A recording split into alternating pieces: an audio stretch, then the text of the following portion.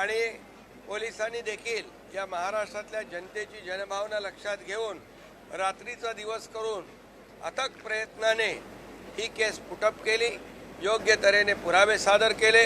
कुठेही गुन्हेगाराला सुटण्याची संधी मिळाली नाही अशा प्रकारचं वक्तव्य न्यायाधीशांनी देखील दिलं। आणि आम्ही पूर्वीच सांगितलं होतं, अशा प्रकारच्या अमानुष आणि निर्गुण हत्याकांड करणाऱ्या, माणुसकीला काळीमा फासणाऱ्या आरोपीला जिवंत राहण्याचा अधिकार नाही आणि ते आज सिद्ध झालेलं आहे। आणि म्हणून मी न्यायाधीशांचं अभिनंदन करतो। यामध्ये सरकारी वकील असतील, पोलिसांचे कलेक्टिव्ह एफर्ट्स आहेत, या संदर्भामध्ये ज्यांनी सहकार्य केलं त्या सर्वांचं मनापासून अभिनंदन केलं पाहिजे। कारण ही केस अतिशय दुर्मिळातली दुर्मिळ होती आणि म्हणून या महाराष्ट्रामध्ये एक मेसेज जाणं गरजेचं होतं की काही केलं तरी चालणार नाही, फासावर लटकवावं लागेल। आणि म्हणून या नसरापूरच्या पीडितेच्या परिवाराला देखील या न्यायामुळे निश्चितपणे एक दिलासा, एक न्याय मिळाल्याची भावना, महाराष्ट्रातल्या मुलीबाळींच्या पालकांना देखील एक दिलासा या माध्यमातून मिळालेला आहे। मी पुन्हा एकदा न्यायदेवतेला धन्यवाद देतो आणि सगळ्यांचं अभिनंदन मनापासून करतो। पीडितेच्या कुटुंबियांना तुम्ही देखील स्वतः भेटला होता, त्यांना पीडितेच्या कुटुंबियांना तुम्ही देखील स्वतः भेटला होता, संबंधित अधिकाऱ्यांना देखील तुम्ही पीडितेच्या कुटुंबियांना देखील मी भेटलो होतो। त्यांनी देखील अपेक्षा व्यक्त केली होती की आमची मुलगी तर नाही आहे, परंतु इतर मुली ज्या आहेत त्यांना देखील अशा प्रकारचा अन्याय होऊ नये त्यांच्यावर, यासाठी कठोर पावलं उचलण्याची आवश्यकता आहे।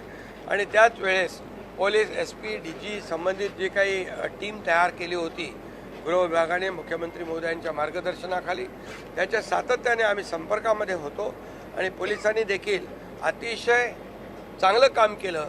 आणि म्हणून एक पोलिसांनी या केसमध्ये कमी वेळामध्ये चार्जशीट फाईल करून सगळ्या प्रकारचे पुरावे या ठिकाणी सादर केले। आणि या केसमध्ये 3 गुन्हे दाखल होते, एक पॉक्सो होता, एक रेप होता, एक मर्डर होता। न्यायाधीशांनी तिन्ही गुन्ह्यांमध्ये आरोपीला पॉक्सोला पण फाशी, हत्येला पण फाशी आणि रेपला पण फाशी, त्यामुळे याला तात्काळ फाशी होईल आणि एक सामाजिक मेसेज या गुन्हेगारांमध्ये जाईल। यहाँ पर नसरापुर हत्याकांड जो हुआ था, उस केस में कोर्ट ने आरोपी को सजाए मौत सुनाई है और इसलिए मैं कोर्ट का धन्यवाद अदा करता हूँ, कोर्ट का अभिनंदन करता हूँ।